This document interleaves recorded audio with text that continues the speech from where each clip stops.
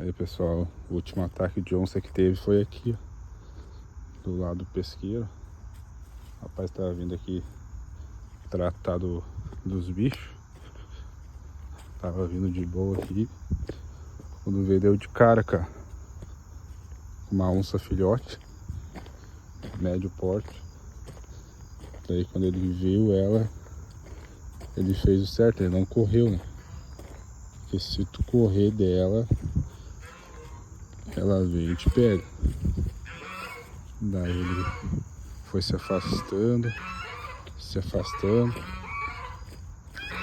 Quando deu o jeito assim, ele virou as costas pra ele e largou em perna. Correu o máximo que deu. Conseguiu fugir dela.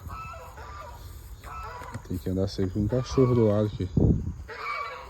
E daí elas têm medo de cachorro. Medo naquela, né? Senão elas atacam já.